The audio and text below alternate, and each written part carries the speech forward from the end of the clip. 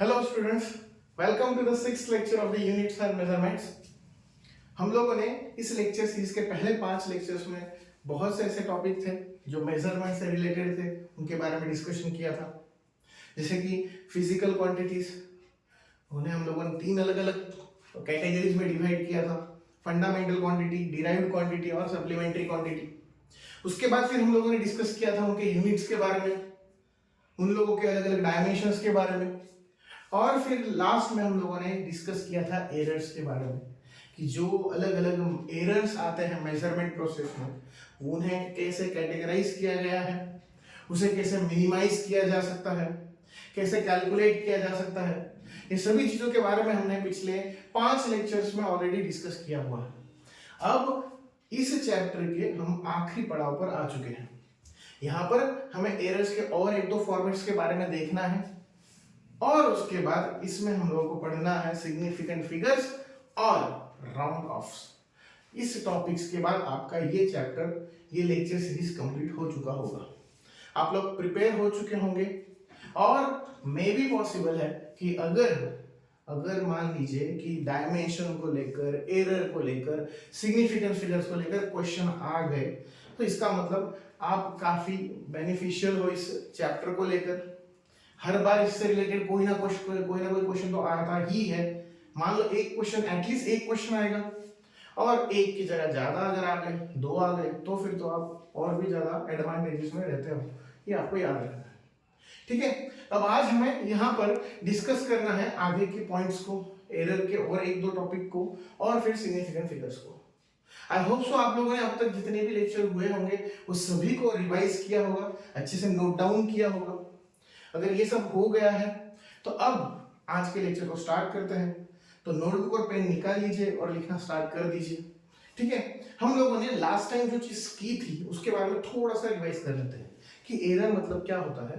The mistake occurs in the measurement process that is called as errors, या फिर हम लोगों ने देखा था the difference between the true value and measured value that is called as error, ये बताया था हम लोगों ने। उसके बाद हमने देखा था टाइप्स ऑफ एरर्स, इसमें हमने personal error, random error, instrumental error, gross error, बहुत सारी चीजें देखी थी। एस्टिमेशन ऑफ एरर में डिस्कस किया था हम लोगों ने डिस्कस किया था mean error, absolute mean error, relative error और परसेंटेज एरर के बारे में। फिर उसके बाद हम लोगों ने उसके कुछ ऐसे रूल्स थे, जैसे मान लो कि मुझे अभी फर्स्ट रूल के बारे में अगर बताना है तो क्या देखा था हम लोगों ने, सम एंड डिफरेंस के बारे में, कि अगर कोई भी दो फिजिकल क्वांटिटीज दी है उसे ऐड करना हो, सब्सट्रैक्ट करना हो, तो उसका एक रूल देखा था हम लोगों ने। सभी को याद होगा, आई होप सो। एक फॉर्मेट बताया गया था, जैसे मान लो कि अगर मैं कोई भी पर्टिकुलर फिजिकल क्वांटिटी L1 ले लेता हूँ और उसमें मुझे ये इस तरीके से दिखाया जाना था, तो हमने डिस्कस किया था ये ट्रू वैल्यू ऑफ लेंथ है, ये डेल्टा L है, ठीक है ना। ये सब हम लोगों ने डिस्कस किया था, रिलेटिव एरर वगैरह जो भी था हम लोगों ने उसके बारे में डिस्कशन किया था। अब यहाँ पर हम लोगों का सम और डिफरेंस का रूल हो गया है, मल्टीप्लिकेशन और डिवीजन का रूल हो गया है। आज बात करेंगे पावर वाले क्वेश्चंस की, जिसे मुझे बताना है कि थर्ड रूल अगर हम लोग डिस्कस करेंगे एरर्स में, हम लोग पहला रूल, अगर आप चाहो तो ठीक है मैं यहाँ पर लिख देता हूँ। फर्स्ट रूल था कि एरर ऑफ सम और डिफरेंस, कोई भी दो फिजिकल क्वांटिटी में सम या डिफरेंस निकालना है तो उनका एरर। दूसरा रूल लिखा था आपने एरर ऑफ मल्टीप्लिकेशन और division.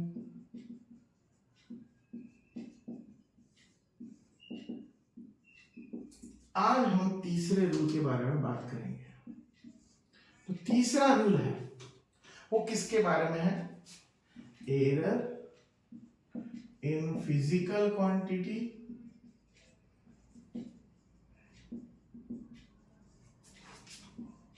error in a physical quantity raised to power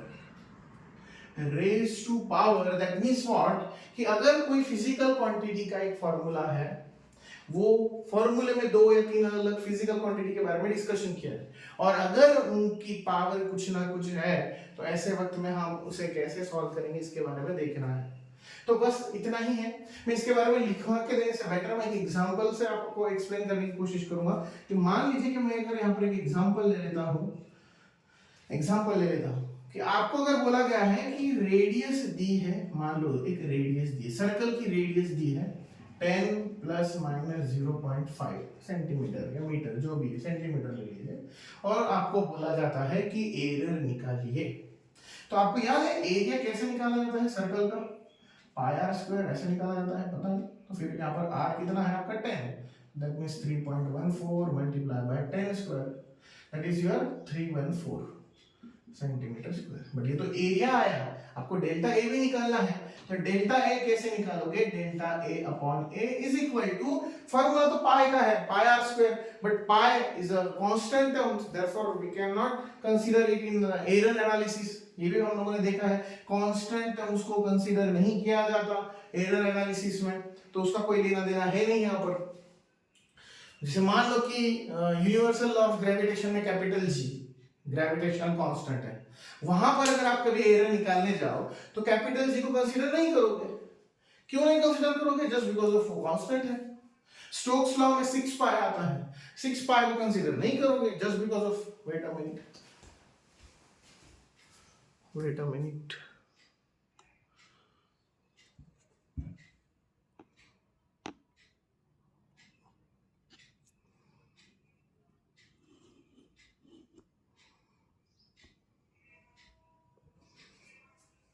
okay,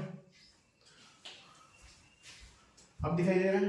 okay, हम लोग स्टोक्स लॉ का अगर कोई क्वेश्चन सॉल्व करते हैं एरर एनालिसिस में, तो वहां पर भी हम लोग 6 पाई को कंसीडर नहीं करेंगे। क्यों नहीं कंसीडर करेंगे? Just because of 6 pi is a constant term, तो वहां पर उसे कंसीडर नहीं करेंगे। यहां पर अब जब मैं डेल्टा ए के बारे में बात कर रहा हूं, डेल्टा ए अपॉन ए के बारे में, तो मैं जब सॉल्व करूंगा तो क्या करना पड़ेगा मुझे? जो r की पावर 2 थी उसे आगे शिफ्ट करना पड़ेगा, उसे ऐसे लिखेंगे, और delta r by r as it is. मतलब इसे रिप्रेजेंट कैसे करना है यहाँ पर मैं लिखवा देता हूँ, डेल्टा ए अपॉन ए का वैल्यू कितना लिया आप लोगों ने अभी? 314 multiply by 2 multiply by delta R 0.5 divided by R 10। बस 314 को वहां पर भेज दीजिए और उससे आपका डेल्टा ए मिल जाएगा। इसका मतलब क्या हुआ कि जब जब आप कोई ऐसे फॉर्मूले का एरर निकालने जाओ जहां पर इस तरीके का फॉर्मेट है, जहां पर किसी फॉर्मूले में किसी एक फिजिकल क्वांटिटी की पावर दी है 2, 3, 4, 1/2 that means square root, cube root, तो उन सभी पावर्स को आपको आगे की तरफ शिफ्ट करना होगा और फिर उसे कैलकुलेट करना होगा। बस इतना ही है। इस फॉर्मेट पर बहुत क्वेश्चन आए हैं पहले भी, बहुत सारे मॉड्यूल्स में भी अगर आप देखो तो आपको बहुत सारे क्वेश्चन दिखाई देंगे। तो इस चीज को याद रखना है कि पावर वाले क्वेश्चन में हमें उस पावर को आगे शिफ्ट करना है। अभी आगे हम लोग बहुत सारे क्वेश्चन देखेंगे तो आपको समझ में आ जाएगा। तो ये नोट डाउन कर लीजिए पहले थर्ड रूल को, फिर उसके बाद हम लोग उस पर न्यूमेरिकल देखना स्टार्ट करते हैं। फर्स्ट थिंग क्लियर दिखाई दे रहा है हम लोगों को? ओके, दिखाई दे रहा है। ओके, चलिए अगर नोट डाउन हो गया है तो हम इसके क्वेश्चंस पर आते हैं।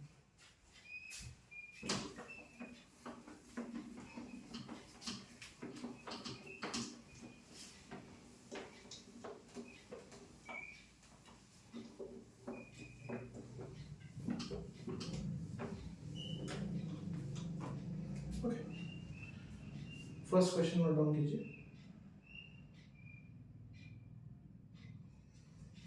ओके, यहाँ पर पहले क्वेश्चन दिया है, ये क्वेश्चन इजी है, यहाँ पर पावर का यूज नहीं होने वाला।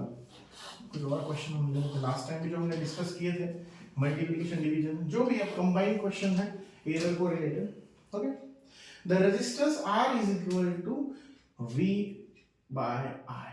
बोला है कि रेजिस्टेंस जो है वो V अपॉन I है, where V is equal to, जहां पर V का वैल्यू दिया है, V इज इक्वल टू है 100 plus minus 5 volt, 100 plus minus 5 volt. That means true value इसका 100 है, पर 105 और 95 की रेंज तक कोई प्रॉब्लम नहीं है। एंड I इज इक्वल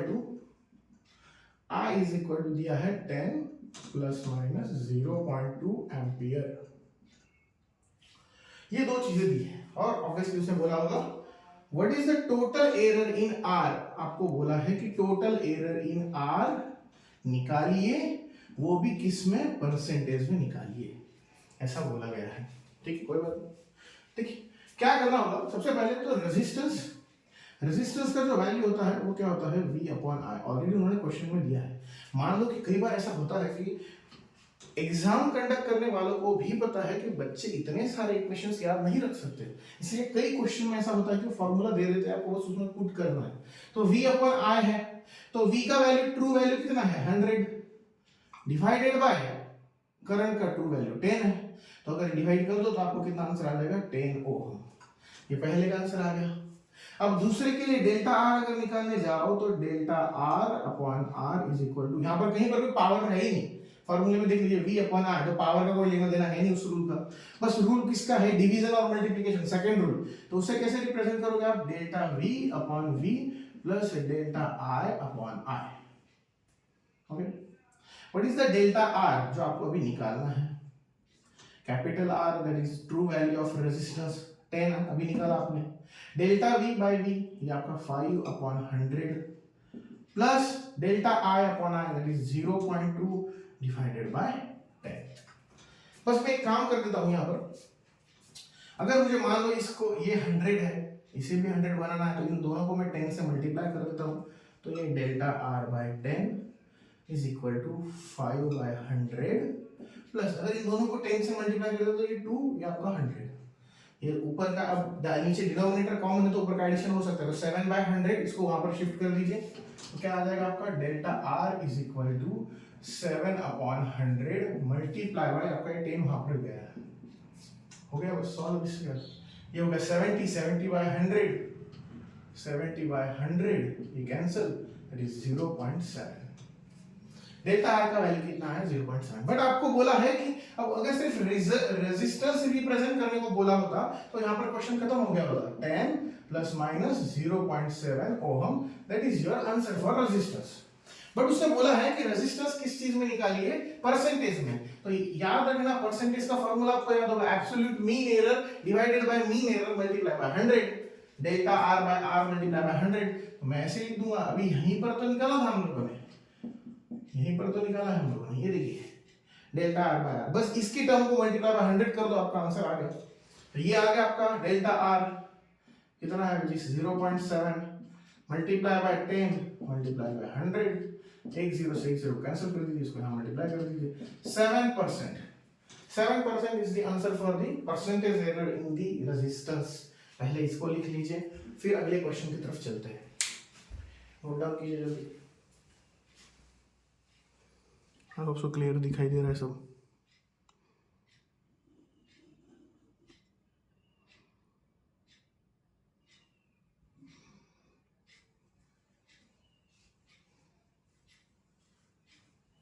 चलो नोट डाउन हो गया है, तो नेक्स्ट क्वेश्चन की तरफ आते हैं।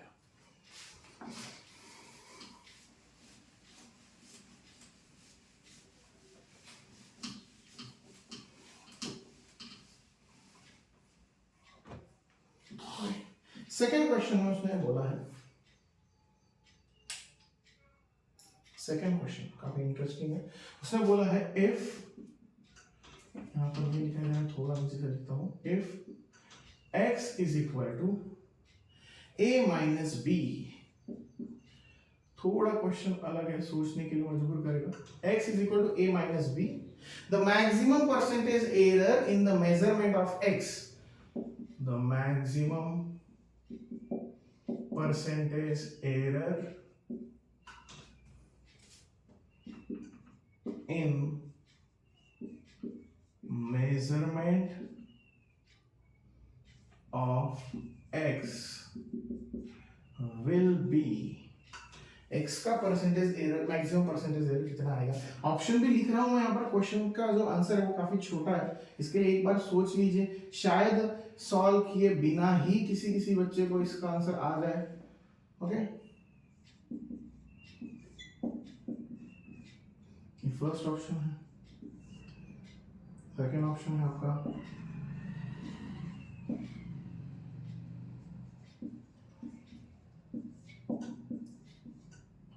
थर्ड ऑप्शन है,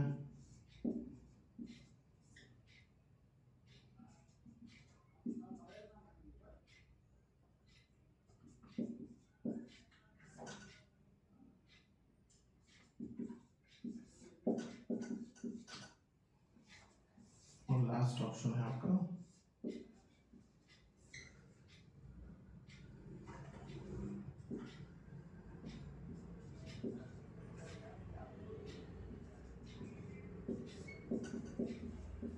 हो सके तो इसको अभी जो आप लेक्चर देख रहे हो, वीडियो देख रहे हो, उसको 1 मिनट के लिए पॉज कीजिए और सबसे पहले इसके बारे में सोचिए एक बार कि जो ऊपर आपको एक क्वेश्चन दिया है x = a - b, तो उसके बारे में इसका आंसर क्या आएगा पहले खुद सोचिए, फिर देखिए कि आंसर क्या आ सकता है।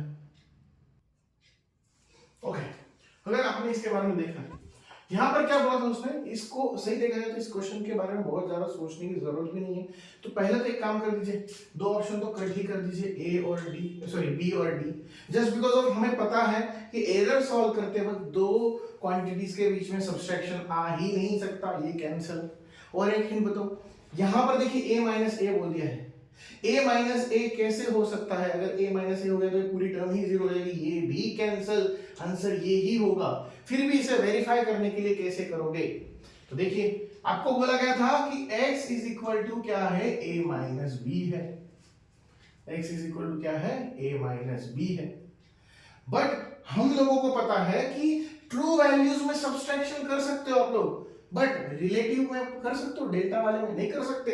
तो इसी चीज को डेल्टा के फॉर्म में कैसे लिखूंगा मैं, delta x = delta a plus delta b, बस हो गया सॉल्व आपका। क्यों? क्योंकि delta x upon x that is error in x, ऐसे लिखेंगे हम। तो इसको कैसे लिखना पड़ेगा अब आपको, तो डेल्टा की वैल्यू कैसे लिखोगे, delta a plus delta b divided by x की वैल्यू कितनी है आपकी, a - b multiply by 100, that is your answer a। समझ में आ रहा है? देखो मैं फिर बोल रहा हूँ, ये तो मैंने आपके एक्सप्लेनेशन के लिए यहाँ पर लिखवा कर दिया, बस अदरवाइज फिर से नोट करने की बात थी। 4 ऑप्शन कई बार से देते ही है वो, कि जिससे शायद आप देखते ही पहचान जाओ, ये और ये तो पॉसिबल नहीं था, जस्ट बिकॉज ऑफ कोई भी रिलेटिव एरर में हम लोगों ने पढ़ा है कि कभी भी सब्सट्रैक्शन नहीं हो सकता, हमेशा एडिशन ही करना है, तो ये दोनों कैंसिल। यहाँ पर बात यहाँ पर आकर खत्म हो गई कि ये a - a कैसे हो सकता है, क्योंकि a - a दैट मींस 0, इसकी तो कोई वैल्यू ही नहीं बच गई। अब बचा क्या, फिर सिर्फ यही बचा था। और इसे जस्टिफाई करने के लिए यहाँ पर लिखा कि क्वेश्चन में बोला गया है कि अगर x = a - b है भी, तो हम लोग जब मान लो कि a का रिप्रेजेंटेशन करते हैं तो कैसे करते हैं, a plus delta a, b का रिप्रेजेंटेशन करते हैं b प्लस डेल्टा b। इन दोनों के बीच में सब्सट्रैक्शन हो सकता है, पर इन दोनों के बीच में तो नहीं हो सकता ना, ये तो पढ़ा है हम लोगों ने। तो उससे डेल्टा x को ऐसे रिप्रेजेंट किया, तो बस बाद में डेल्टा x की वैल्यू ये पुट कर दी, x की वैल्यू ये पुट कर दी, होगी बात। Option A is correct option. Next question note down कर लीजिए जल्दी।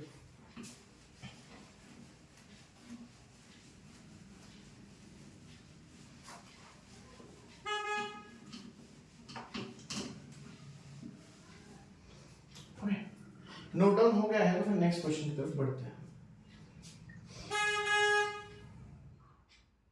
ओके, नोट डाउन कीजिए, नेक्स्ट क्वेश्चन की तरफ चलिए। ओके, नेक्स्ट क्वेश्चन में बोला गया है a physical parameter can be determined measuring the parameter a b c d e। Okay, उसका बोलने का मतलब ये है कि एक a करके फिजिकल क्वांटिटी है कोई, तो जो किस पर डिपेंड है, बी सी डी ई, और उसका इक्वेशन उन्होंने यहां पर कुछ इस तरीके से लिखा है, b⁴α c⁻γ upon c⁻β d⁻γ and e⁻δ। इस तरीके से उसने बोला है, ए का इक्वेशन ये है। फिर वो बोलता है कि if the maximum error in the measurement of B, C, D and E, B में जो परसेंटेज एरर है वो उसने बोला है कितना परसेंट है, B1% है, ये आ गया पावर वाला क्वेश्चन। C में बोला है कितना परसेंटेज एरर है, C1% एरर है। D में कितना एरर है, D1% एरर है, और E में बोला गया है E1% एरर है। So then the maximum error in the A will be, इसमें ए में जो मैक्सिमम एरर आएगा वो क्या आएगा। यहाँ पर ऑप्शन लिखता हूँ, शायद ये क्वेश्चन भी आपको बिना सॉल्व किए ही समझ में आ जाए। जिस बच्चे का अच्छे से प्रैक्टिस हो रहा है उसको शायद ये क्वेश्चन उतना डिफिकल्ट ना लगे।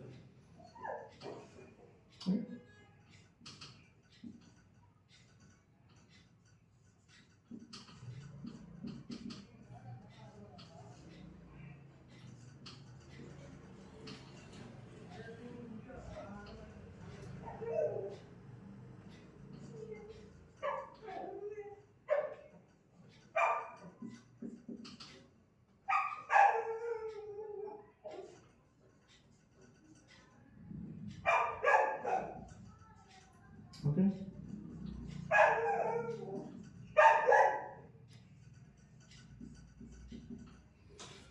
चलिए 4 ऑप्शन में से कोई एक ऑप्शन है जो करेक्ट है, आपको बताना है वो कौन सा ऑप्शन है। ठीक है, सॉल्व करने की अगर कोशिश करें, कुछ लोगों को शायद समझ में आ गया होगा। इजी वे ये है कि बी और सी को कैंसिल कर दीजिए, माइनस नहीं आ सकता, पॉसिबल ही नहीं। अब बचा ए और बी, ए और डी वहां पर भी दिखाई दे रहा है कौन सा आंसर है। पर हम लोग अगर हमारे वे से ट्राई करें, मान लेते हैं कुछ बच्चों को अभी भी क्लियर नहीं हुआ टॉपिक, तो इसे कैसे रिप्रेजेंट करेंगे, delta a by a is equal to, चलो पावर्स को आगे शिफ्ट कीजिए, ए आगे की तरफ आ गया तो delta b upon b, plus beta आगे की तरफ आ गया तो delta c upon c, plus gamma आगे की तरफ आ गया तो delta d upon d, plus delta आगे आ गया तो डेल्टा ई अपॉन ई। ये सब होने के बाद हमें तो बोला गया है परसेंटेज एरर के लिए, तो इन सभी को यहाँ पे भी मल्टीप्लाई बाय 100 कर दीजिए और इन टोटल को मल्टीप्लाई बाय 100 कर दीजिए बाहर की तरफ। अब ये हो गया परसेंटेज एरर इन ए। अब यहां पर कैसे करेंगे इसे देखिए, हाँ ये आपका alpha as it is, delta b by b multiply by 100, मतलब ये हो गया percentage error in the b, कितना दिया है b1%, प्लस बीटा लिख दीजिए, सी का परसेंटेज एरर कितना दिया है c1, नेक्स्ट गैमा लिख दीजिए, delta D by D into 100, D का परसेंटेज एरर कितना दिया है b1, और डेल्टा के बाद ई का परसेंटेज एरर दिया गया है e1। तो आपका ऑप्शन चेक कर लीजिए कौन सा है, that is option D. Hope so सबको समझ में आ रहा है। बस आपको हर बार यही करना है कि किसी की पावर की है तो उसके आगे शिफ्ट कीजिए और सॉल्व करना स्टार्ट कर दीजिए। ये आपका आंसर है, ठीक है। ये नोट डाउन अगर हो गया है तो नेक्स्ट क्वेश्चन, एक और क्वेश्चन ले लीजिए। मान लीजिए कि अब नंबर के फॉर्म में बताता हूं, थोड़ा इजी क्वेश्चन है। सपोज क्वेश्चन में बोला है कि if x quantity is represent by a cube b square d raise to 1/3 and e raise to a b c, okay c raise to 1/2, ऐसा लिख देता हूं मैं, a b c d हो गया। उसने बोला है कि a में 1% का एरर है, b में 2% का एरर है, c में 6% का एरर है और d में 9% का एरर है। तो what is the percentage error in the x, निकालिए, ऐसा बोलेगा। तो कैसे लिखेंगे, देखो delta x upon x, percentage error बोला इसके लिए मल्टीप्लाई बाय 100 अभी कर दो, लास्ट में हमने यहाँ पर किया था। अब क्या करोगे, यहाँ पर पावर को आगे आगे शिफ्ट कीजिए। ये भी पढ़ाया है ऑलरेडी कि भले ही कोई भी चीज डिनोमिनेटर में हो, कई बार क्या होता है कि नॉर्मल कैलकुलेशन में हम लोग इस 1/3 को ऊपर ले जाते हैं, -1/3 लिखते हैं, 1/2 को ऊपर ले जाते हैं, -1/2 लिखते हैं। बट प्रॉब्लम ये है कि हम एरर में माइनस लेंगे ही नहीं, तो इसके लिए माइनस साइन का कोई वैल्यू रहता नहीं है। इसके लिए यहाँ पर क्या होगा, 3 को a की पावर 3 जिसको आगे शिफ्ट कर दीजिए, 3 delta a by a, plus b की पावर 2 है तो 2 delta b by b, plus d की पावर कितनी है 1/3 डेल्टा d बाय d, और plus 1/2 delta c by c multiply by 100। बस अब इसे कैसे लिखेंगे, percentage error in the x, यहाँ पे बताइए ये 3, percentage error in the a कितना है 1%, तो ये आ गया आपका 1%। 2 percentage error in the b कितना है 2%, plus 1/3 percentage error in the d, d कितना है परसेंटेज एरर 9%, और लास्ट में 1/2 परसेंटेज एरर इन द सी कितना है 6%। तो 3 1 जा 3, 2 2 जा 4, 9 को 1/3 से कितना करेंगे तो कितना 3, और इसको भी करेंगे तो कितना आएगा 3। तो अब बताइए कितना हो गया 3 + 3 + 3 दैट इज 9, 9 + 4 13%। इसमें x में कितना परसेंट का एरर आएगा 13% का एरर आएगा। बस इतना सा आसान सा क्वेश्चन होता है। एरर्स में यही क्वेश्चंस को बहुत बार पूछे गया है आपके प्रीवियस एग्जाम्स में। ये नोट डाउन कर लीजिए, और कुछ क्वेश्चन देखते हैं इस पर। क्लियरली दिखाई दे रहा है आपको?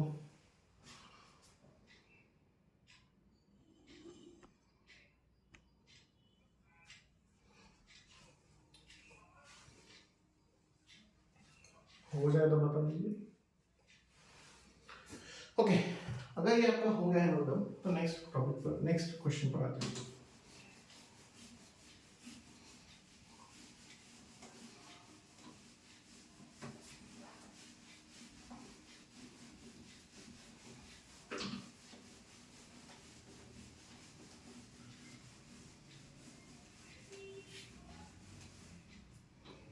ओके, अभी नेक्स्ट क्वेश्चन अगर ले हम लोग, मान लो अगर हम लोग मॉड्यूल्स में से ही ले, वो जो क्वेश्चन था हम लोगों ने ऐसे ही कोई एक रैंडम नंबर ले लिए थे जिससे हमने क्वेश्चन को सॉल्व किया था, ठीक है ना।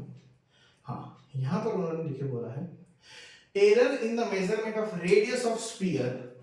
उन्होंने बोला है कि रेडियस ऑफ स्फीयर में कितना परसेंट एरर है 2% एरर है, ओके ना, 2% का एरर है।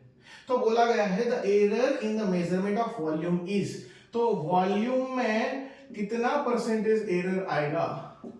अगर रेडियस ऑफ स्फीयर में 2% का एरर है तो वॉल्यूम में कितना परसेंट का एरर आएगा। और नीचे आपको 4 ऑप्शन दिए हैं उसमें, 1%, 5%, 3% and 6%। Volume of the sphere क्या फॉर्मूला आता है बताइए। Okay, volume of the sphere क्या फॉर्मूला होता है? वॉल्यूम ऑफ द स्फीयर होता है 4/3 πr³, ये होता है ना। तो क्या करोगे, volume percentage error in the volume बोला है तो ऐसे लिखूंगा मैं, delta V by V multiply by 100 is equal to, यहाँ पर 4/3 कैंसिल, कांस्टेंट टर्म है, पाई कैंसिल, कांस्टेंट टर्म है, बचा क्या r की पावर 3 को आगे की तरफ शिफ्ट करोगे और लिखते वक्त कैसे लिखोगे, delta r by r multiply by 100 क्योंकि परसेंटेज एरर बोला है। अब इसे कैसे लिखोगे, delta V by V multiply by 100 that is percentage error in the volume, ये 3 आ गया। What is the percentage error in the radius, दिया है उसने 2%, तो 2 3 जा 6%, option D is correct. Note down कर लीजिए। बहुत सिंपल क्वेश्चन होते हैं। अगर एक बार किसी बच्चे को इसके बारे में पूरी तरीके से क्लेरिफिकेशन हो जाए तो गारंटी है कि वो बच्चे, कई क्वेश्चन ऐसे होते हैं जिसमें उन्हें कोई देखने की जरूरत ही नहीं, सॉल्व करने की जरूरत नहीं, डायरेक्टली वो आंसर पर क्लिक कर सकते हैं। ठीक है, नेक्स्ट क्वेश्चन पर आते हैं।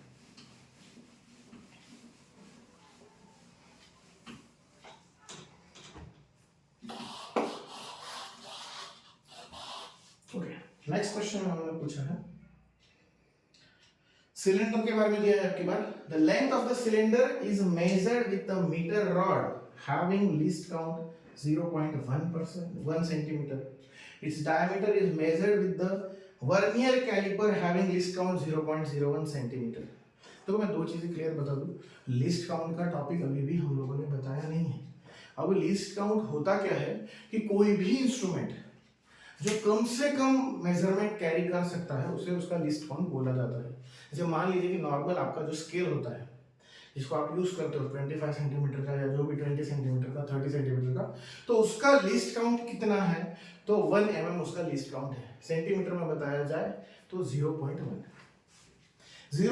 सेंटीमीटर उसका लिस्ट काउंट है। यहां पर उन्होंने वही बोला है कि अगर एक सिलेंडर लिया जाए और उसकी लेंथ मेजर की गई है एक मीटर रॉड से और उस मीटर रॉड का लिस्ट काउंट 0.1% है, दैट इज डेल्टा वैल्यू। मैं यहाँ पर रिप्रेजेंट करके बताता हूँ उस चीज को। और बोला है कि फिर उसी सिलेंडर के डायमीटर को मेजर किया गया with the help of vernier calliper. But vernier calliper का लिस्ट काउंट बोला है 0.01 सेंटीमीटर। अब यहाँ पर एक बात नोट करने जैसी है कि मीटर रॉड का लिस्ट काउंट सिर्फ 0.1 है और वर्नियर कैलिपर का 0.01 है। तो दोनों में से एक्यूरेट कौन हुआ? जो छोटे से छोटे को काउंट कर सकता है वो ज्यादा एक्यूरेट है। दैट मींस वर्नियर कैलिपर ज्यादा एक्यूरेट है। ठीक है ना। अब आगे आते हैं, उसने बोला है given that the length of the rod is length of the cylinder is 5 centimetre. So मैं ऐसा बोल सकता हूं कि लेंथ, सिलेंडर का जो लेंथ है वो कुछ इस तरीके से आएगा 5 प्लस माइनस 0.1 सेंटीमीटर, क्योंकि उसको लेंथ से इससे मेजर किया मीटर रॉड से। और डायमीटर दिया है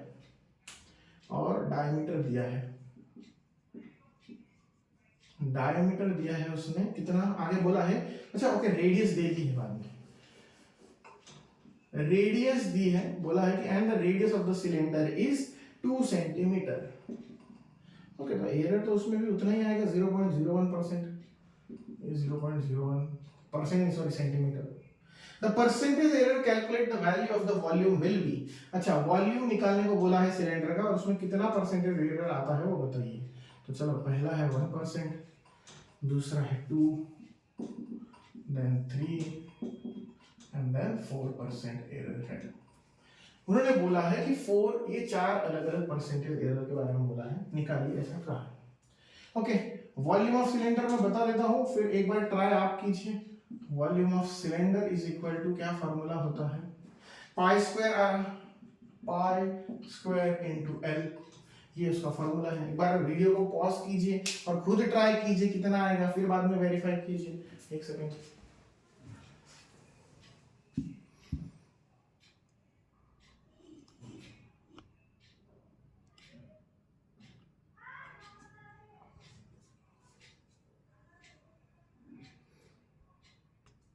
ओके, अगर आपने ट्राई कर लिया है तो अब बात करते हैं हम। यहां पर मैं वॉल्यूम के लिए ऐसे लिखूंगा delta V by V multiply by 100%। Pi का कोई लेना देना है नहीं, कांस्टेंट है। 2 की पावर इसको आगे लाएंगे और यहां पर लिखेंगे delta R by R plus, क्योंकि मल्टीप्लाई होने पर भी हमको एडिशन ही करना है, सेकेंड रूल बोलता है हमारा। ये हो गया आपका डेल्टा L बाय L, यहां पर कोई पावर नहीं, इसके लिए आगे कोई नंबर नहीं आएगा, मल्टीप्लाई बाय 100। तो इसको लिखेंगे आप percentage error in the volume is equal to, अब यहां पर ये 2 आ गया, what is the percentage error in the radius. कहां गया percentage error in the radius, नहीं दिया है तो ओके, काम कीजिए फिर। यहां पर ये देखिए डेल्टा आर कितना दिया है 0.01 डिवाइडेड बाय 2 प्लस ये डेल्टा एल कितना दिया है 0.1 divided by 5।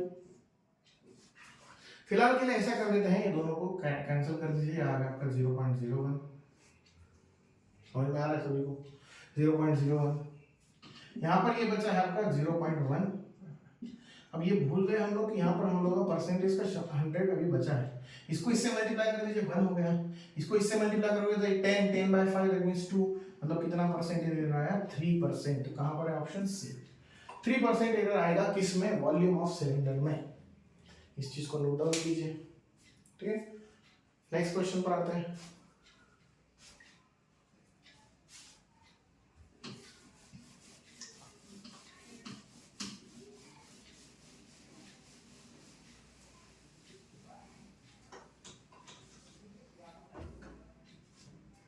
Wait a minute. हाँ, अब यहां पर क्वेश्चन फिर से रेजिस्टेंस के बारे में दिया गया है। उसने बोला गया है कि according to Joule's law of heating, याद है 10th स्टैंडर्ड में पढ़ाया गया आपको Joule's law of heating, I² RT। उसने बोला है कि H इज इक्वल टू क्या है I² RT, heat produced by the system is equal to I² RT है। यहाँ पर बताने की जरूरत नहीं है, I मतलब क्या है करंट, R मतलब क्या है रेजिस्टेंस और T मतलब क्या है टाइम। अब यहां पर उन्होंने बोला है कि where I is the current, R is the resistance and T is time, the error in the measurement of I, R and T कितना दिया है उसने। I के लिए एरर दिया है 3%, R के लिए एरर दिया है 4% और T के लिए एरर दिया है 6% और बोला है कि एरर निकालिए किसमें, H में। ओके, H में एरर कितना आएगा वो निकालिए। वेट अ मिनट, फिर से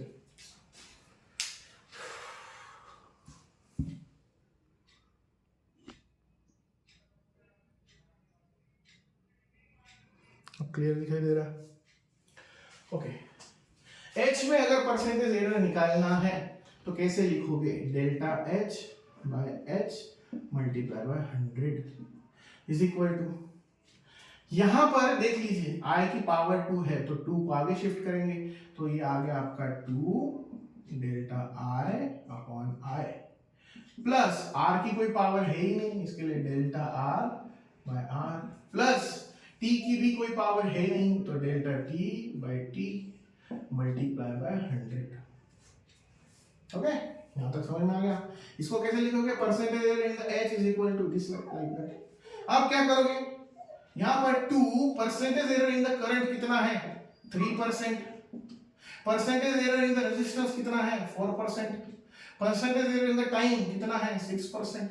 हो गया बस, 3 2 6 plus 4 plus 6 that means 16%। Heat की कैलकुलेशन में कितना परसेंटेज एरर आएगा, 16% का एरर आएगा। चलो अब इस चीज को नोट डाउन कर लिया है, जल्दी नोट डाउन कर लीजिए। उसके बाद हम नेक्स्ट टॉपिक की तरफ जाएंगे, दैट इज सिग्निफिकेंट फिगर्स। अब हम हमारे इस चैप्टर के सबसे लास्ट टॉपिक पर आ गए, सिग्निफिकेंट फिगर्स और राउंड ऑफ्स। जब भी हम लोग कैलकुलेशन करते हैं तो जनरली अगर रूल्स नहीं भी याद हो तो जब रूल लिखेंगे तो कुछ कुछ रूल्स शायद आप लोगों ने पहले भी सुने हो, मतलब 10th स्टैंडर्ड या फिर उससे पहले कभी भी हो। कई बार ऐसा होता है, जैसे मान लो कि आप लोगों को सपोज किसी एग्जाम में कितना परसेंट आया, 84.8 और 9 कुछ आया, तो कोई भी इतना डिस्क्राइब करके नहीं बताता कि 84.8 और 84.9, सीधा बोल देते हैं 85% आया, राउंड ऑफ कर दिया। पॉइंट, डेसिमल पॉइंट के बाद अगर कोई नंबर ग्रेटर देन 5 हो तो हम नेक्स्ट नंबर ले लेते हैं। अब और एक्यूरेटली पढ़ेंगे उसे, पर हम एक जनरल बात कर रहे हैं, सही है ना। या फिर मान लो कि आपको किसी एग्जाम में 90.1% आया है तो कोई भी सिर्फ 90% बताता है, क्यों, जस्ट बिकॉज ऑफ पॉइंट के बाद जो नंबर है 1 वो लेस देन 5 है, इसीलिए क्या किया जाता है, वहां पर जो परसेंटेज है वो कितना बताया जाता है, 90 बताया जाता है। इसका मतलब डेसिमल के बाद जो नंबर होते हैं उस पर डिपेंड करता है कि हम लोग राउंड ऑफ कैसे करके आपके सामने नंबर को रिप्रेजेंट करेंगे। अब आते हैं सिग्निफिकेंट फिगर्स पर। पहले सिग्निफिकेंट फिगर्स के रूल्स देख लेते हैं, फिर उसके बाद हम लोग राउंड ऑफ के रूल्स भी देखेंगे। Okay, significant figures, next heading दे दीजिए। नेक्स्ट हेडिंग है सिग्निफिकेंट फिगर्स।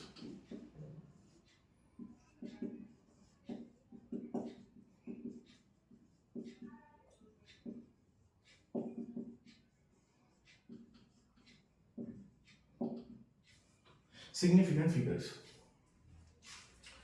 क्या होता है कि मान लीजिए कि मैं जब कैलकुलेशन कर रहा हूं तो वहां पर एक एक डिजिट का अपना अपना प्लेस वैल्यू होता है, फेस वैल्यू होता है। सिमिलरली आज हमें देखना है कैलकुलेशन में कितने सिग्निफिकेंट फिगर है, और मुझे अगर कैलकुलेट करना है तो मैं कैसे करूंगा।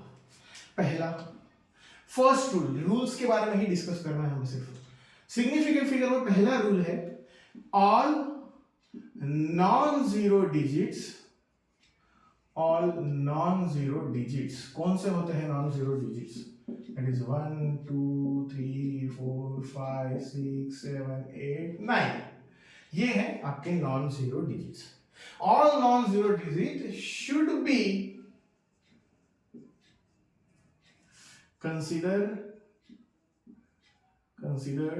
as significant figure। SF लिख रहा हूं मैं, यहां पर भी लिख लीजिए आप SF, थोड़ा वक्त और जगह दोनों बच जाएगा आपका।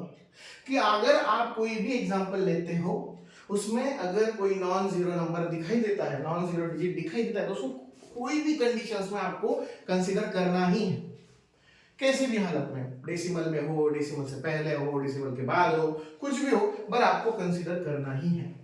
जितने भी नॉन जीरो डिजिट है सभी को आपको सिग्निफिकेंट फिगर कंसीडर करना है। सेकेंड रूल पर आता है, इसका रूल का मतलब क्या होगा, नॉन जीरो सभी सिग्निफिकेंट है, जीरो सिग्निफिकेंट नहीं है। कब तक, उसके नीचे 3 रूल अब आएंगे। देखो जीरो को सही में देखा जाए तो सिग्निफिकेंट फिगर कंसीडर नहीं करते, बट कुछ कुछ कंडीशन में कंसीडर करना पड़ता है।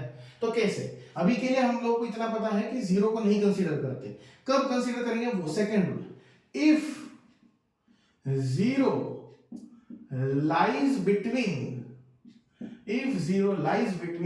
two non-zero digits, if zero lies between two non-zero digits, then it will consider as SF, that is significant figure। अगर कोई जीरो दो नॉन जीरो के बीच में आया है तो उसे फिर आप कंसीडर कर सकते हो। एग्जांपल ले लेते हैं हम लोग। एग्जांपल के तौर पर मैं यहां पर लिख दूं 1 2 3 0 4 5 6। पहला रूल बोलता था सभी नॉन जीरो को कंसीडर कीजिए। नॉन जीरो कौन से? 1 2 3 4 5 6। बट ये जीरो को कंसीडर करना पड़ेगा, क्योंकि सेकंड रूल बोलता है कि अगर कोई जीरो दो नॉन जीरो के बीच में आया तो उसे कंसीडर करना पड़ेगा। इसका मतलब यहाँ पर टोटल कितने सिग्निफिकेंट फिगर है? यहाँ पर टोटल 7 सिग्निफिकेंट फिगर्स है, 7 SF। बहुत इजी रूल है, क्वेश्चन भी बहुत इजी होते हैं। एक याद रखिए, अभी तक आप लोगों ने जो डायमेंशन और एरर देखा ना, उन क्वेश्चंस के बारे में कैलकुलेशन है, थोड़ा डिफिकल्टी भी होता है बच्चों को कई बार, बट एक एडवांटेज है कि उसके चारों ऑप्शन एक पर्टिकुलर डिस्टेंस पर दिए जाते हैं। ऐसे बहुत नजदीक नजदीक के ऑप्शन कभी नहीं मिलेंगे आपको। तो आपको एक क्लियरिफिकेशन होता है कि आपका कभी कभी कुछ एरर हो भी गया तो राउंड ऑफ करके नियर अबाउट का जो भी आंसर है वो आप क्लिक कर सकते हो। इसमें एक है क्वेश्चन इजी होता है, बस आपको ऐसे ही गेस करना होता है कितनी सिग्निफिकेंट फिगर है, या फिर कोई कैलकुलेशन करके बोलेंगे बताइए क्या करेक्ट सिग्निफिकेंट फिगर कितना है इसमें वगैरह वगैरह। बट इसके सभी ऑप्शन नियर अबाउट सेम होते हैं, तो कंफ्यूजन हो जाता है बच्चे को, उसको ये भी सही लगता है, वो भी सही लगता है, वो भी सही लगता है, तो वहां पर गलती नहीं करें बच्चा। बस ये तीसरे रूल पर आते हैं। पहला रूल बोला कि जीरो कभी कंसीडर नहीं होगा। दूसरे रूल में ऐसा है कि जीरो कंसीडर होगा, बट अगर वो दो नॉन जीरो, यहाँ पर दो नॉन जीरो कौन से हैं? 3 और 4 के बीच में आया है, इसके लिए उसको कंसीडर करना पड़ेगा। अब if zero are placed on left side of first non-zero digit,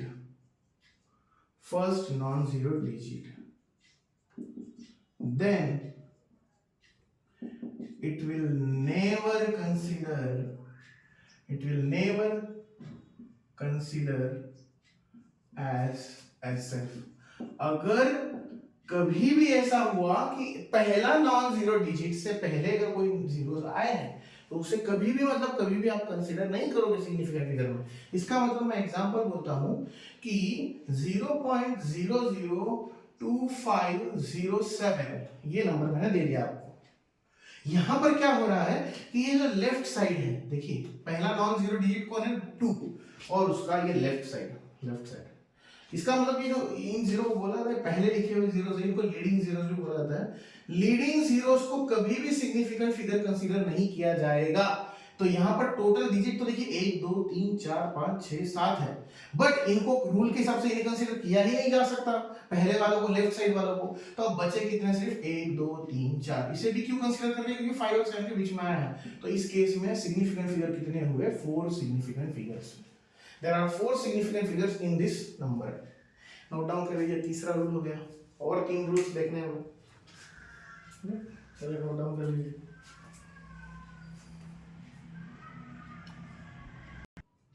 okay, ये नोट डाउन हो गया 3 रूल्स। फिर से एक बार रिवाइज करवा देता हूँ। जितने भी नॉन जीरो है उसको एनी कंडीशन में सिग्निफिकेंट कंसीडर कीजिए, जीरो को कंसीडर नहीं कर सकते।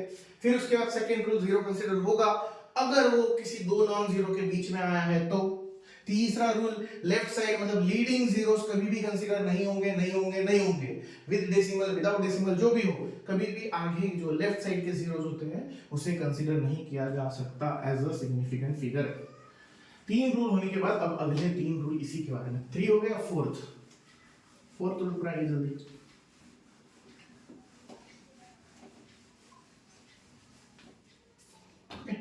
फोर्थ रूल है, if zeros या फिर if zero are on right side of, if zero are on zeros या zero are on right side of decimal point, then it will consider as significant figure. But without decimal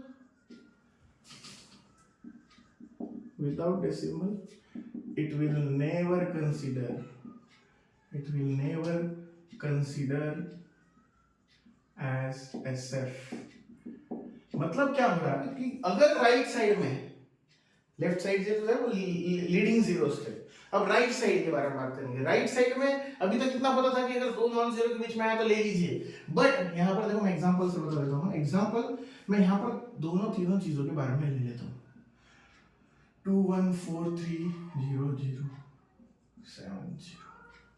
अब यहाँ पर क्या बात हुई, ये आ गए आपके लीडिंग जीरोस जिन्हें कभी भी कंसीडर नहीं कर सकते, लेफ्ट साइड वाले ये कंसीडर नहीं होंगे।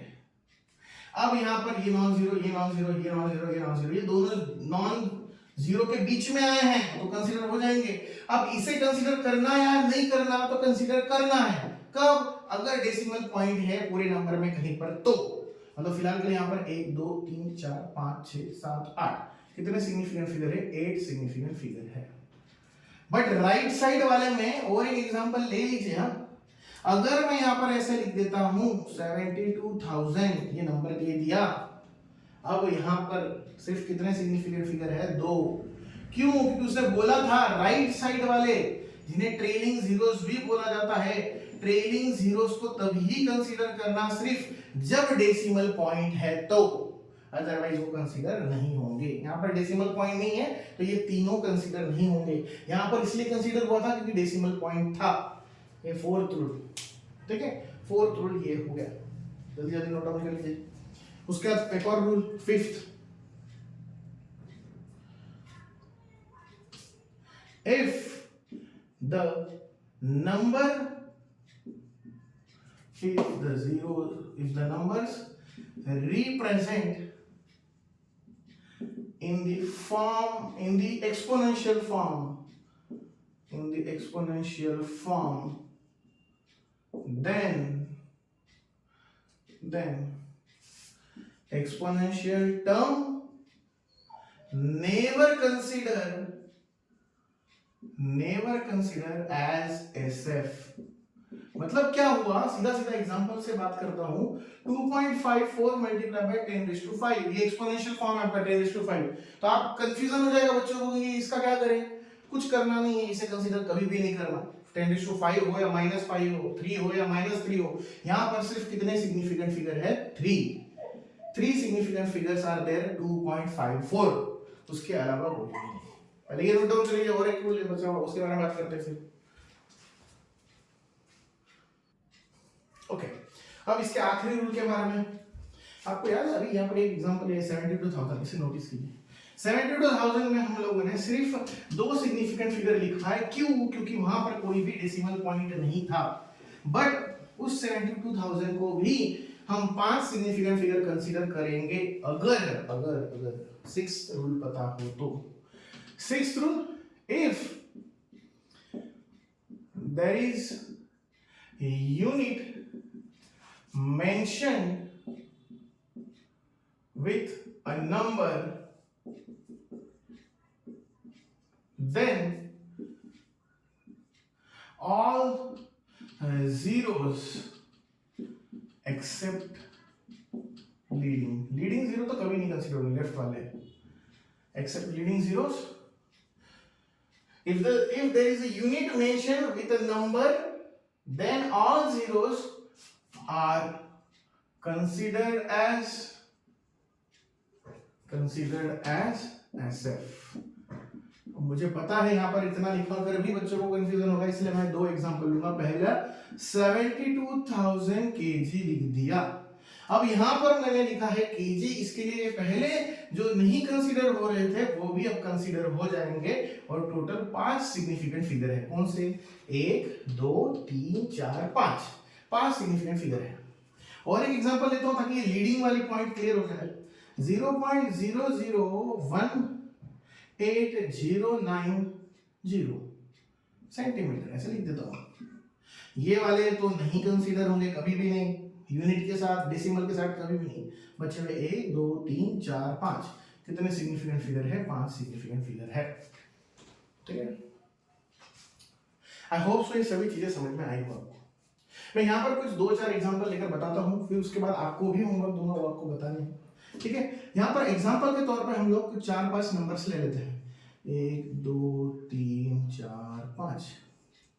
ठीक है, रैंडमली कोई भी, मान लो 12.086, ये हो गया 0.0010290, उसके बाद 120915600, उसके बाद ले लेता हूँ मैं यहाँ पर 0.0506 इंटू 10⁻⁻4, और यहाँ पर और एक बताइए कोई भी 11.5609।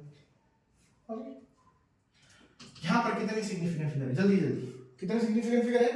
पॉइंट है, डेसिमल है, 2 डाउन 0 के बीच में आ रहा है, मींस 5 सिग्निफिकेंट फिगर है। यहाँ पर की बात कर लीजिए, ये पहले तीनों ट्रेडिंग है, सॉरी लीडिंग है, नहीं कंसीडर होंगे, ये 2 के बीच में कंसीडर होगा, डेसिमल है ये भी कंसीडर होगा, तो 1 2 3 4 5 सिग्निफिकेंट फिगर यहाँ पर भी है। इस पर आइए, 1 2 3 4 5 6 7, ये लास्ट के नहीं कंसीडर होंगे, क्यों? जस्ट बिकॉज ऑफ कहीं डेसिमल पॉइंट नहीं आया है, तो 1 2 3 4 5 6 7 सिग्निफिकेंट फिगर है। यहाँ पर आइए, इन दोनों को नहीं कंसीडर करेंगे, लीडिंग जीरोस है, 1 2 3, इसको भी नहीं कंसीडर करेंगे, एक्सपोनेंशियल फॉर्म है, तो कितना सिग्निफिकेंट फिगर है? 3 सिग्निफिकेंट फिगर है। यहाँ पर आइए, डेसिमल भी है, दोनों के बीच में भी है, कंसीडर हो जाएगा, 2 4 6, दैट मींस 6 सिग्निफिकेंट फिगर है। समझ में आ रहा है क्या? बहुत इजी टॉपिक है, बस आपको रूल्स याद रखने पड़ेंगे। अगर रूल्स याद है तो ये टॉपिक आपके लिए सबसे इजीएस्ट टॉपिक है, नोट डाउन कर लीजिए। अब इसके बाद मैं यहाँ पर जो नंबर दूंगा उसको आपको एज अ होमवर्क में कमेंट में बताना है कि कितने सिग्निफिकेंट फिगर्स है। ठीक है, कितने सिग्निफिकेंट फिगर है ये आपको बताना है। फिर उसके बाद लास्ट राउंड ऑफ को देख लेंगे। ठीक है, यहाँ पर मैं लिख रहा हूँ होमवर्क, जितने भी बच्चे इस लेक्चर को देखेंगे उनका आंसर कमेंट में दिखना ही चाहिए। फर्स्ट,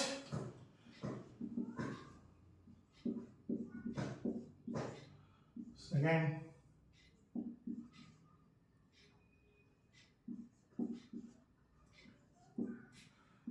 थर्ड,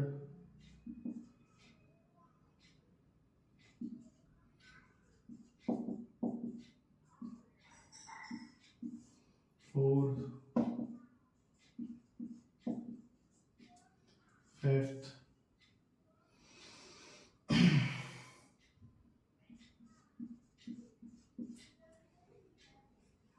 सिक्स्थ,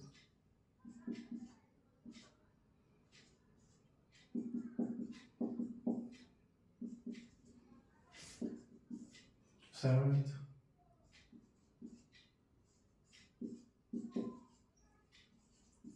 एट्थ,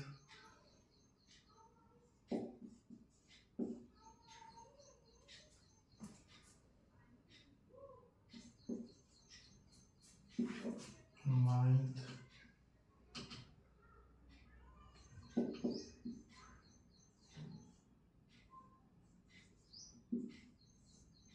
और लास्ट।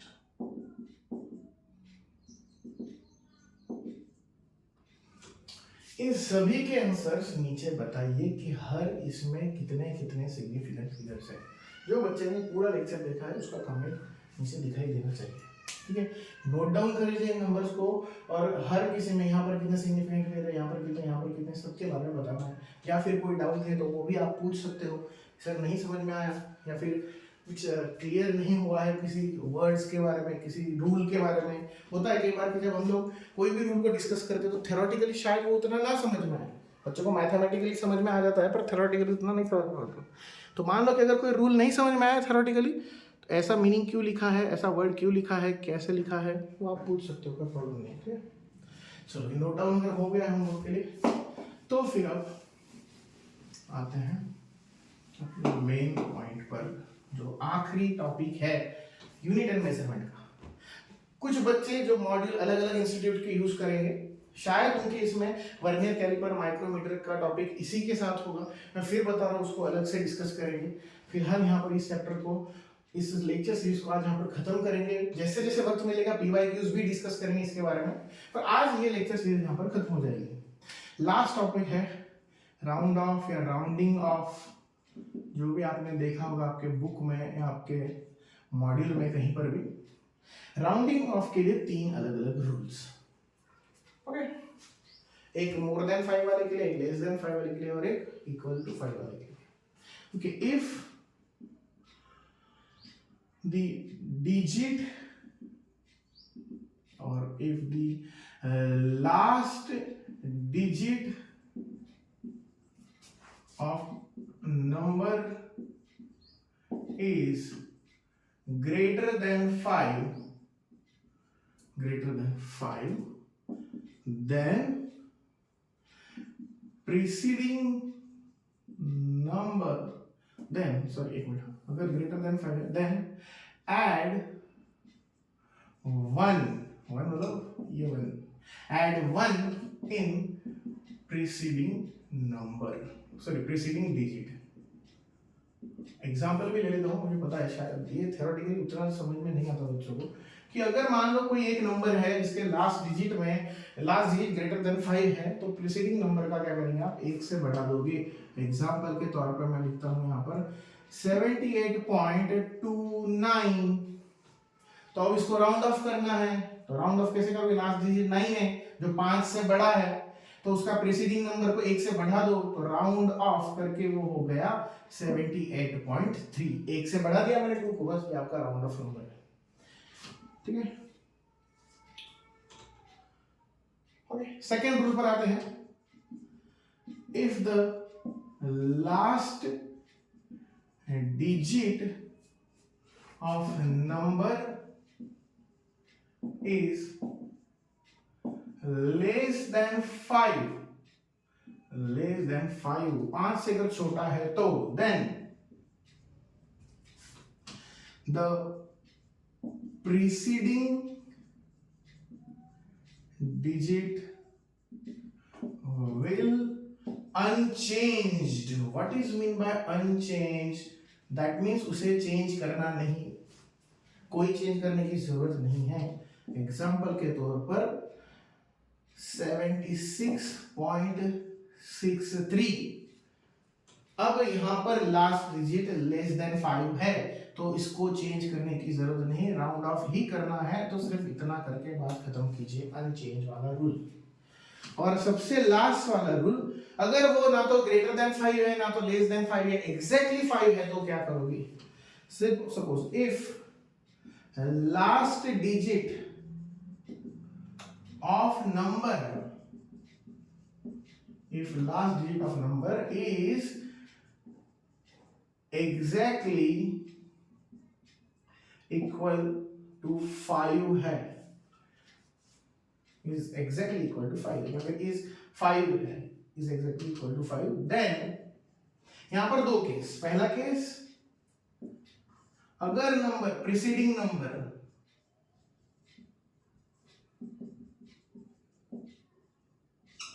ऑड है, ऑड मतलब कौन सा, 3, 5, 7, तो क्या करना कर पड़ेगा, ऐड 1, एक ऐड कर दीजिए उसमें।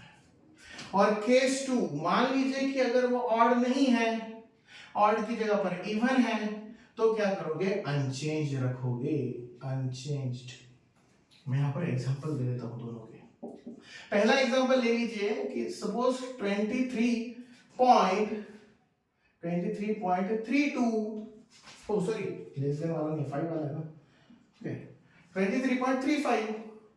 अब ये लास्ट वाला डिजिट 5 है, उससे पहले वाला ऑड है, तो उसको बढ़ाना पड़ेगा, तो बढ़ाओ कितना करोगे, 23.4। पर अगर यही नंबर ऐसा होता 23.45, लास्ट वाला 5 है, उससे पहले वाला इवन है, अनचेंज, तो ये आ गया 23.4। ये आपका रूल्स है किस चीज के लिए, राउंडिंग ऑफ के लिए। ठीक है ना, पहले नोट डाउन कर लीजिए, दिखाई दे रहा है क्लियरली? ओके, अब इसके भी कुछ एग्जाम्पल डायरेक्टली होमवर्क दे देता हूं, कर कर बताना है कमेंट बॉक्स में। ठीक है, कर कर बताना है कमेंट बॉक्स में। पता है कि इस टॉपिक से रिलेटेड कुछ कुछ क्वेश्चन, अब मान लो आप बोलोगे सर सिर्फ ऐसे ही क्वेश्चन आते हैं, नहीं, कई बार ऐसा भी होता है कि देखिए हम आपको बोलेंगे कि रेक्टेंगल है, रेक्टेंगल का लेंथ इतना है, ब्रेड्थ इतना है, उनमें कोई भी रैंडम नंबर देंगे, किसी में 2 सिग्निफिकेंट फिगर, किसी में 4 है, उनका कैलकुलेशन कीजिए और एरिया विद सिग्निफिकेंट फिगर निकालिए। तो minimum area with significant figure के साथ जाएंगे, हम पीवाई में बात करेंगे, पर अभी के लिए मैं बता दे रहा हूँ सिर्फ कि ऐसा होता है। ठीक है ना, उसमें भी बहुत सारे वैरायटीज है। अब राउंड ऑफ के लिए होमवर्क ज्यादा नहीं, एटलीस्ट 5 होमवर्क। पहला, अब ये आपको याद रखना है, तीनों रूल के हिसाब से कैसे राउंड ऑफ करोगे। ओके, दूसरा,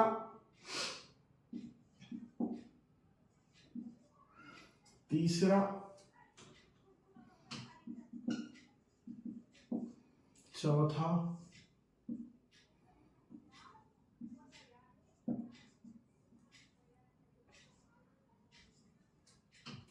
और लास्ट वाला है आपका ये आपके राउंड ऑफ कर कर बताइए कि इसके आंसर क्या आएंगे। तीनों रूल्स आप यूज कर सकते हो साइमल्टेनियसली, जो भी आपके हिसाब से है। बस इतना कर कर अगर आप बता दो तो इसका मतलब शायद आपके कंसेप्ट क्लियर हो चुके हैं। अगर कोई डाउट हो जाता है मन में, कोई डाउट रह जाता है, तो आप बता सकते हो आपके ओपिनियन, आपके डाउट्स कमेंट बॉक्स में। यहाँ पर हम लोग ये डिक्लेयर कर सकते हैं कि आपका ये लेक्चर सीरीज कंप्लीट हुआ। इसमें का जो एक टॉपिक है वर्नियर कैलिपर और माइक्रोमीटर, हम उसे सेपरेटली डिस्कस करेंगे, उसके पीवाई की उसके बारे में भी बात करेंगे।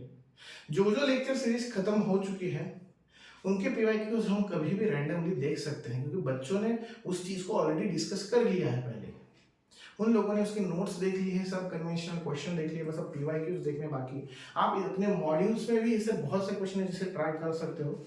जितना ज्यादा प्रैक्टिस करोगे उतना आपके लिए बेनिफिशियल है। सिग्निफिकेंट फिगर्स और ये टॉपिक तो आपको केमिस्ट्री में भी आते हैं, फर्स्ट ही चैप्टर जो है आपका बेसिक कंसेप्ट ऑफ केमिस्ट्री, उसमें भी इसके बारे में बताया जाता है।